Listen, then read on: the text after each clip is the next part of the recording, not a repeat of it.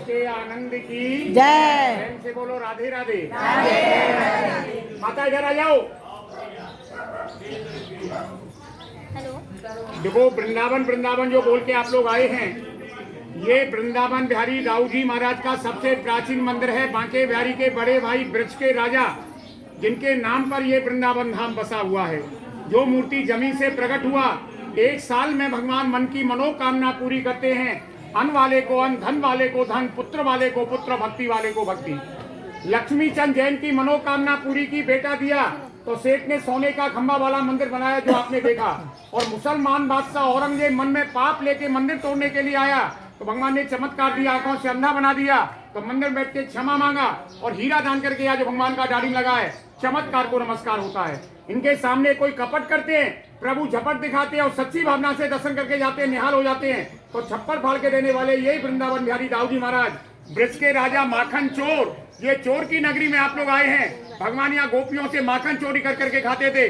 भगवान कृष्ण के घर में माखन की कोई कमी नहीं थी। नंद बाबा के 9 लाख गाय थी, लेकिन भगवान जिसका गोपी का माखन मीठा होता था और जो प्रेम से बुलाती थी कि मेरे घर में आप माखन चोरी करके खाओ, भगवान उसी घर में जाते थे।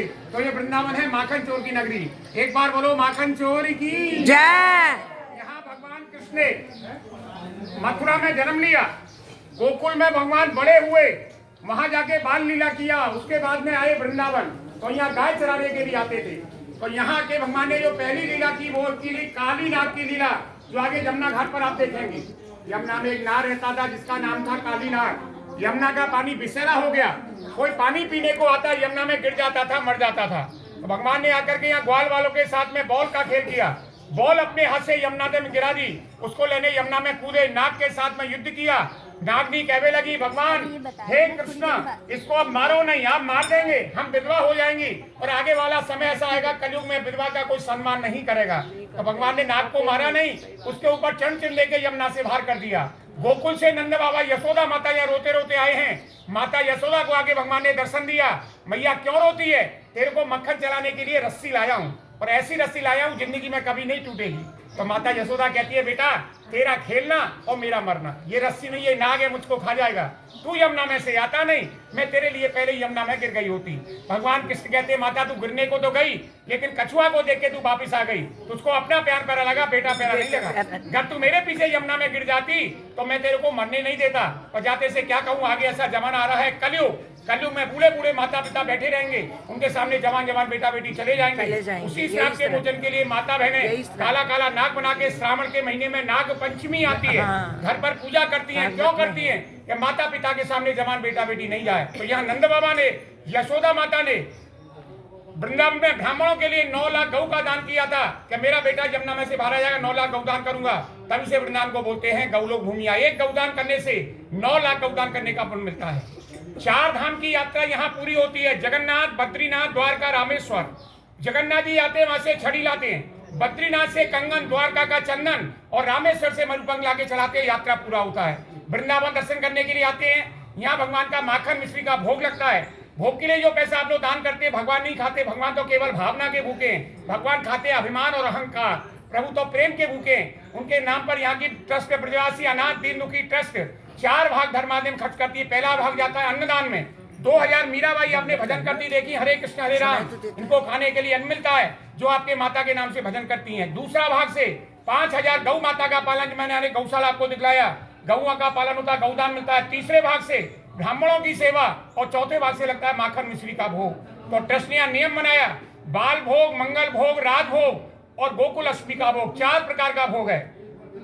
यहाँ कोई अपनी जन्म देने वाली माता के नाम से, जिस माता ने हमको 9 महीना घर में रखा, गीले में सोई सूखे में सुलाया, गर्भधारणी माता के नाम से अन्नदान करते हैं वृंदावन धाम में। कि जिस माता पिता ने हमको जन्म दिया उनके नाम से आज वृंदावन में अन्नदान करेंगे।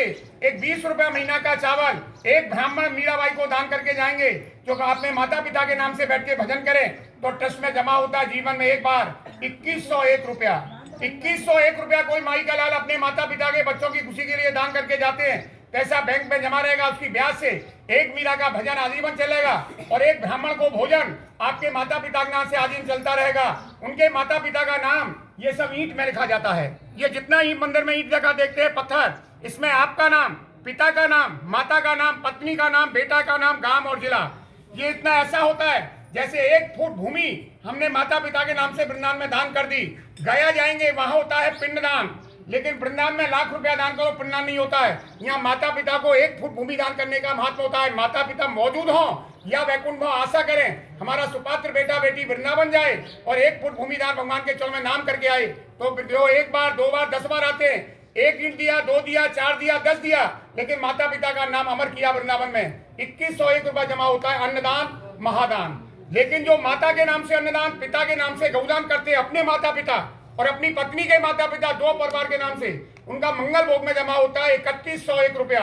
और पूरे परिवार के नाम से देते हैं, अपने माता पिता पत्नी बच्चों के नाम से। राजभोग की सेवा जिसको कहते हैं, राजभोग पहले राजा ही करते थे, अब तो भैया घर घर में राजा हो गए हैं। तो राजभोग में एक जमा होता है 5101 रुपया। ये मंदिर की लाइफ मेंबर है, आप लोग मंदिर के सदस्य हो जाते हैं। जन्माष्टमी का प्रसाद जब भी आएंगे 1 बार 2 बार 10 बार भगवान का प्रसाद आप जी को मिलता रहेगा। 2101 रुपया से लेके जिन्होंने दान किया है, आज ये संसार में कौन है या नहीं भगवान जाने, पर उनके माता पिता बच्चों का नाम भगवान